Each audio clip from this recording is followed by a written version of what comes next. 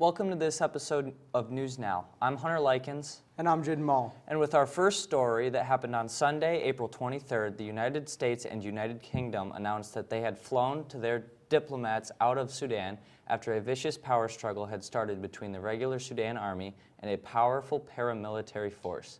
This has led to violence across Sudan for more than a week. U.S. authorities said that they airlifted fewer than 100 people with 3 Chinooks helicopters on Sunday morning in a fast and clean operation. A Russian warplane accidentally dropped a bomb on its own Russian city of Belgorod on Thursday evening, April 20th. The city held more than 400,000 people.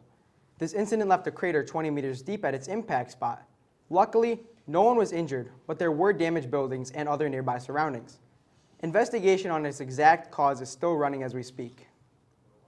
The Willow Project is an oil drilling plan in Alaska that cost $8 billion and will take 600 million barrels of oil.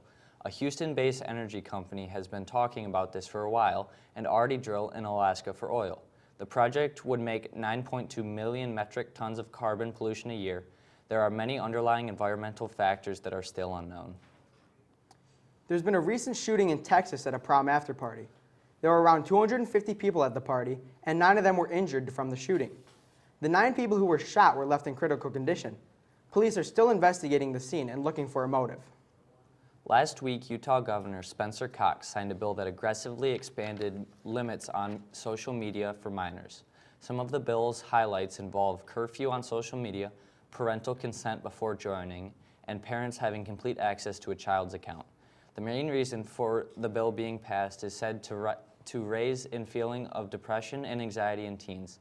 Since the passing of the bill, many other states have started to purpose similar legislation to the Utah bill.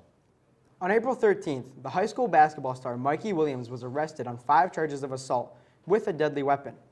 San Diego Sheriff's Department later specified that Williams was involved in an altercation at his home on March 27th, just after midnight.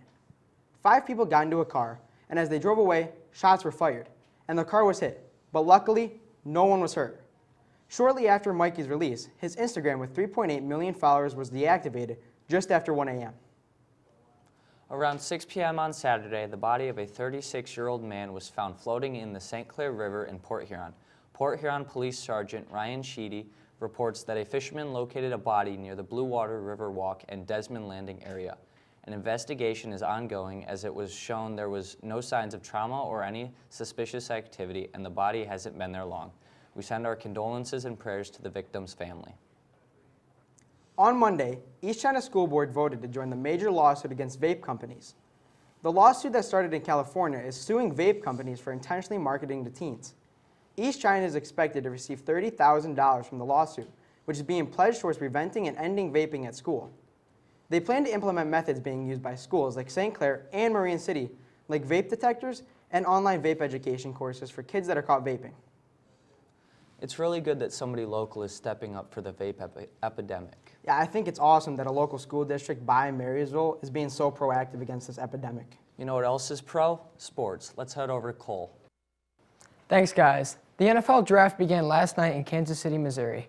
The Detroit Lions have 9 picks as of now, including the 2 used in the first round last night, at spots 12 and 18. This year's draft has got some good quarterback talent, with 3 going in the top 5. The Lions used their 12th overall pick on running back Jahmyr Gibbs and their 18th overall pick on linebacker Jack Campbell. Let's swing it over to some baseball news now. One of the most exciting young MLB players to watch is back in the show. Fernando Tatis missed the beginning of the 2022 season with a wrist injury and then was suspended for 80 games due to performance-enhancing drugs. Tatis will be back in the MLB after 18 months, but on his way back to the major leagues. Now, some NHL drama. Winnipeg Jets players Morgan Barron took a goalie skate to the face during their game versus the Las Vegas Knights. He received more than 75 stitches after this incident and returned back to the ice less than a period later. This was Game 1 of the team's Western Conference first-round series for this year's Stanley Cup playoffs. The Winnipeg Jets continued their game and went on to win 5-1 versus the Las Vegas Knights. Speaking about NHL playoffs, this year we got a rematch between the Toronto Maple Leafs and the Tampa Bay Lightning. Last night, the Maple Leafs fell to the Lightning in a close battle, ending in a 4-2 Tampa Bay win. Now, with basketball stealing the show. During halftime at the Suns and Clippers playoff game, Russell Westbrook and a Suns fan got into a verbal altercation. The fan allegedly called him Westbrook and said, "Take it like a man." Westbrook angrily replied by saying, "Watch your mouth," adding some vulgar language. Luckily, security was there before the situation got out of hand. The NBA started an investigation into the incident, but not much more has come out since. I'm Cole Stevens reporting for M6. We'll be right back after this quick break. I am a veteran. I lost both legs in Vietnam. As America's veterans face challenges, DAV is there. My victory was getting my benefits and a good education. DAV helps veterans of every generation get the benefits they've earned, I'm a veteran. I didn't want to admit it, but I had PTSD. so veterans can reach victories, great and small. My victory was finding help and learning that I wasn't alone. Support more victories for veterans. Go to DAV.org. Welcome back to News Now. Hunter has a very funny story for you. Last year, Zyamia Johnson, a 27-year-old in Pennsylvania, was wanted for fraud. She thought it was a bright idea to apply for a job at the sheriff's office. When she went to apply for the job, they quickly noticed who she was, and she was later arrested on October 6th. Recently, a Florida mother won $2 million in the lottery after giving up her life savings to pay for her daughter's cancer treatment. She had bought the last lottery ticket for her favorite brand to celebrate her daughter's recovery. Moments later, she stared in amazement at her winning card. Her daughter described it as a blessing, as all of the money went to her daughter's treatment. That story sure does make you feel good. Yeah, I love these heartfelt stories about a very great recovery from a horrible disease such as cancer. Let's head over to Gavin for some school news. Thanks, guys. The talent show happened earlier today. The talent show was a showcase of students that have interesting talents and would like to share them with the school. All classes were shortened to fit the talent show into the school day, with the talent show beginning at 2:20. The class schedule will remain the same besides fit being moved to the 7th hour right after the talent show, right before the talent show. That's not the only reason schedules are changing. For years, students have really loved or hated all forms of mathematics, even though it's used a lot in everyday life, especially personal finance. And recently, there's been a new math requirement for high schools in the state of Michigan. A bill signed June of 2022 who stated upcoming students will be required to take 4 years of math and a personal finance class. Yet, Marysville has not decided what year they want to require the kids to take that class. When the school works hard on that, our baseball team has been working just as hard. This Sunday, our varsity baseball team took a trip down to Detroit for their annual game at Comerica Park. The Vikings were matched up against Elginak, one of the top-ranked teams in our division. It was sure to be a tough game. Bryce Smith started as pitcher with Talon Cisco, Cooper Smith, and Trenton Vaggie pitching throughout the game. And the Vikings put up a great fight, but eventually fell to the Muskrats, losing 13-2. In other school news, seniors are getting ready to wrap up their high school years. Graduation is approaching fast for seniors here at MHS, and I'm sure they are all excited for the next big step of their lives. Seniors have their last day on May 26th, which is coming up extremely fast. As for everyone else who is not a senior, we are set to finish the school year on June 16th. Whether these students are going to college or graduating high school is a big step in someone's life. When it comes to managing your pain, you have a choice. Don't mask your pain with opioids. Choose to treat it with the help of a physical therapist. Physical therapists treat pain through movement and exercise. No warning labels required, and you get to actively participate in your care. Choose to improve your health without the risks of opioids. Choose physical therapy.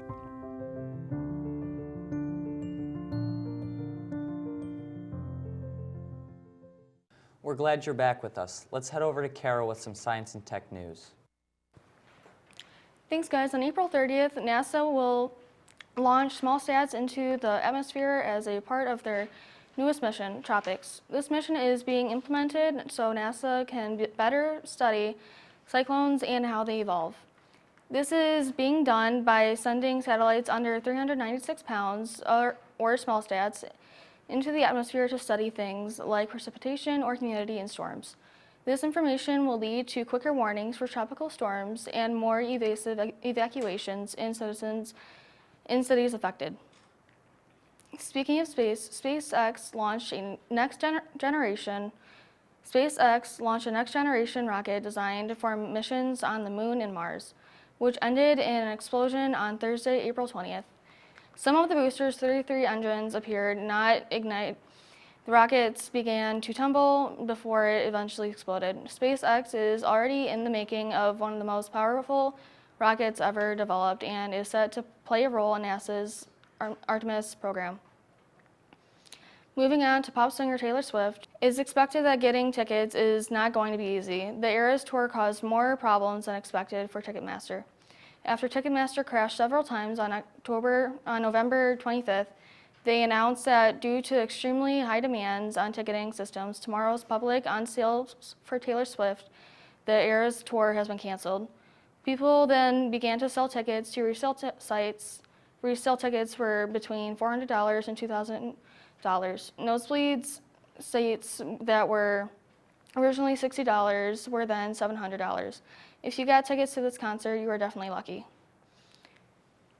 Along the line with popular subjects, Snapchat has a new update called My AI. My AI is an experimental friendly chatbot currently available to Snapchatters for free.